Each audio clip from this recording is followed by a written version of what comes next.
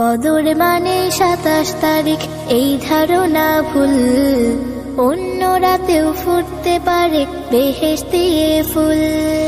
কদর মানে 27 তারিখ এই ধারণা ভুল, অন্য রাতেও ফুটতে পারে বেহেশতি ফুল। বেহেশতি ফুল, বেহেশতি ফুল। 27 নেই পড়ে থাকা ঠিক হবে না